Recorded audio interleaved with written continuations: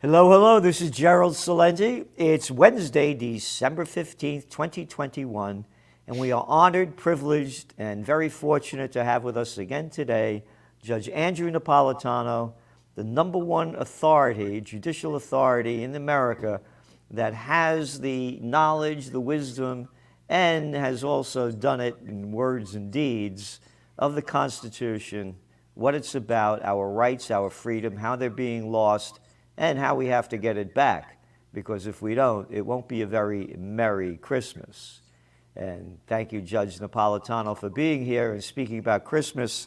You have a wonderful article that came out today, Taking Christmas Seriously. And I take Christmas very seriously because right over here, I have some strufoli. So for the people who are watching us that are not descended from Neapolitans or Sicilians, strufoli, which is basically fried dough drowned in honey and sometimes with a little sweetening on top of it. Yep, there they are. The classic, I don't want to say breakfast because we eat it at all three meals at Christmas time. My grandmother's made it. My mother made it. I think my parents would have been divorced a long time ago if my mother had stopped making strufel at Christmas. And I used to roll it out as a kid. Right. And cut it. Right. One of your many fans who writes flattering things about Gerald and the judge said, "You're driving me crazy. I can't enjoy cannoli or Sviadel virtually. I have to have it in my mouth." Now you're doing it again with the strufel. And of course, a great cup of espresso ground by hand. Right. Good old-fashioned New Jersey water. You know what, Gerald? You need a sense of humor to get through these dark times. God had a sense of humor. He gave us a sense of humor. We laugh at silly things like this, and it helps us get through the day. But these are very, very, very dark days. There were times when I thought there was a light at the end of the tunnel. I don't see that light anymore. There's more and more darkness every time you turn around. Yeah, and as you said, you have to enjoy as much life as you can. Right. And that's, matter of fact, when we sent out the Trends Journal this week, and that was, when you see the cover, it was Silent Night. Yes. And, I got the double entendre there. It's profound. Yeah. It's profound. Our joy is repressed. It's silence. So the kidding around that we do about espresso and Sviadel and strufel is fun and funny and good for the system, but it doesn't neutralize the dark, doesn't completely or even effectively neutralize the darkness that's around us. Yeah, and my message at the end was, that, live it up. Do meet with the people you love to be with, friends, family, loved ones. Have a great time. Live the best you can, because, we all know the downs in life. And as you said, it's getting much worse. And by the way, Joy from Tennessee sent me this, so thank you, Joy. Okay. So your article, again, about Christmas time and taking Christmas seriously. And you talk about charity and Scrooge. It's a great story. So say how you got into this, because Scrooge, we all know about the Scrooge story. And oh, by the way, just before I go into it, you said about having a good time and humor. What are these politicians and bureaucrats out there, and that's all they are, they're bureaucrats, they spelt it wrong, because the little jerks that are in the bureaucrat business, these are people that can't get a job in the real world, and they suck into the political system so they can get taken care of, and because they don't have the skills to be way up there, they're into the system, and we know what the system gives us. Show me one great thing that the government has done. It's impossible. Yeah. Nothing. The government can't fill potholes. It can't stop robocalls. It can't deliver the mail, and it wants to take care of our health. Yep. You know what? You made me think of this. These bureaucrats, or bureaucrats as you call them, are also humorless. That's what I'm saying. The last great American with a sense of humor was Ronald Reagan. He's been dead for 20 years. Yep. These people are humorless. The governor of New York ordering masks in public streets is humorless. She doesn't understand human nature. Well, she's, again, been sucking, they're a part of the political system. They never work a day in their lives, and they're clowns. It's a clown show and a freak show right in front of our eyes. Again, we talked about humor. It's a sick joke. They have no humor at all. They're arrogant, moronic, pathological liars, sociopaths, and psychopaths, and they're in charge of life. I saw a play at a college not far from here, professional actors, of Charles Dickens' A Christmas Carol. We all know the story. I was deeply moved by it. The transformation in Scrooge from being a rasping, grasping old miser to a generous, joyful old man is remarkable. And it makes a couple of points. One is the difference between the rasping, grasping, and the generous one is a sense of humor. He had a sense of humor after his nightmares on Christmas Eve. And the other is it's never too late to transform yourself from being a selfless, covetous person to one who opens one heart and gives things away. But I know there's a line in there that you like. Knowing your brain, I wrote this line for you. Yes. It has to do with the government and charity. Yep. You say Dickens does not get into the theology of Christ's birth. We write the Scrooge story. But he emphasizes the value of charity to human happiness and eternal salvation. The word charity comes from the Latin, how do you say that, caritas? Caritas. Caritas, which means heart, because charity is giving from your heart. It is impossible to be charitable with someone else's assets because that is not giving from the giver's heart. And then you go on to write, when the government claims it is being charitable with your money, it is looking for political support from those who have received what has taken from you. That's not charity. Charity is freely giving, not, this is a brilliant line, governmentally taken. You know, the great Murray Rothbard used to tell a story. You're sitting at home one night watching television. There's a knock at the door. You open up the door and there's a guy with a gun. The guy says, "Give me your money. I want to give it away in your name." He said, "What kind of a nut are you?" "I'm going to call the police." He goes, "Don't bother. We are the police." There you go. That's what the government does. And then it claims it's being charitable with other people's money. That's not charity. That's theft. Well, and it's a lesson that we need to learn and need to be reminded of this time of year, because the government is about to start giving away goodies. I don't know how much of this nonsense that Biden wants to get past. Joe Manchin's going to let him get through the Senate. But whatever it is, they're going to start giving away goodies like there's no tomorrow and claim they're being charitable. They're not being charitable. They're being crooks.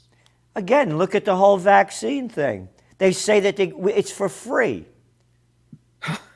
It's not for free. You're stealing our money and you're giving it to the drug dealers. Right. The drug dealers that are making tens of billions of dollars on this stuff. Right. Scores of billions of dollars. And they say it's free. There's your example. The government, yes. You're not giving them anything. And again, that's what people get in your head. They're not big pharma. They're drug dealers. So let's call a spade a spade. Right. And again, you know, what you're writing here about charity, think about it. Think about, here, since the COVID war began, median household incomes declined at the greatest rate ever. Meanwhile, the billionaires worldwide, they only got like a couple of, I think about $8 trillion richer or something, you know. Oh, boy. Ridiculously richer. Just think of the charity, the true charity that Dickens writes about. If these billionaires started giving charity to people like you, me, Ron Paul, RFK Jr., others that are fighting for freedom, peace, and justice.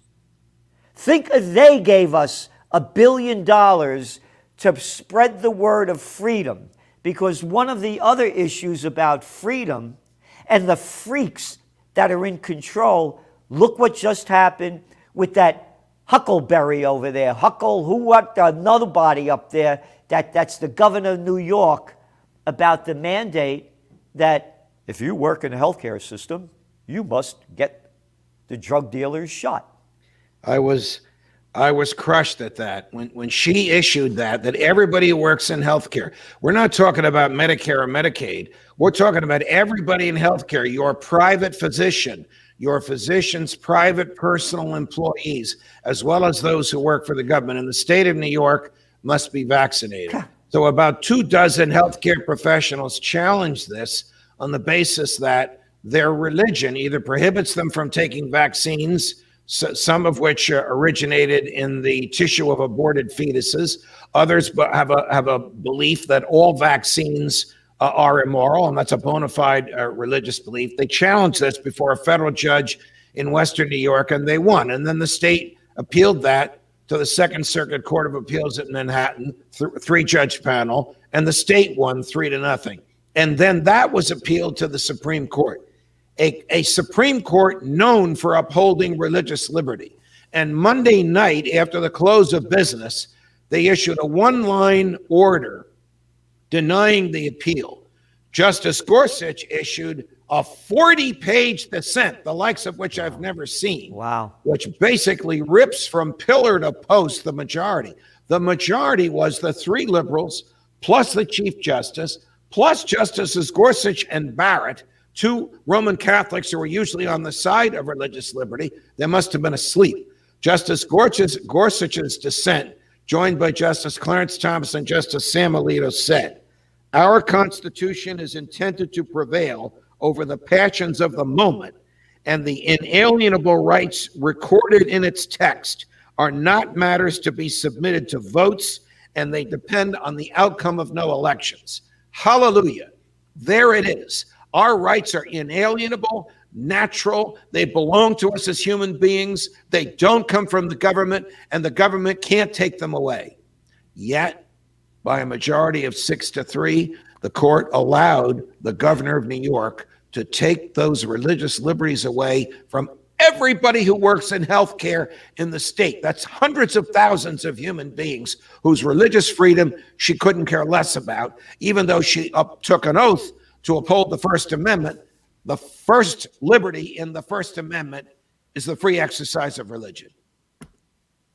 Oath. I'm pulling my hair out over this, Gerald. No, it's terrible. They're robbing our freedom right in front of our eyes and in so many different ways.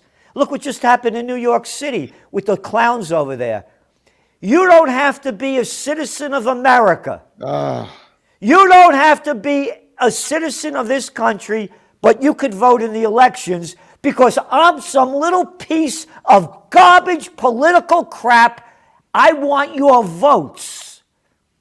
And I want you all to vote for me so you don't have to be an American citizen. Shove the Constitution, shove the Bill of Rights up your you-know-what, because we have criminals in charge. What do you say about what just happened in New York? So the City Council of New York is about to go out of power on December 31st, and the mayor's about to go out to power on December 31st. So they don't have to answer to anybody.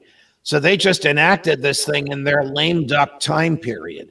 Who knows how the new mayor and the new city council feel about it.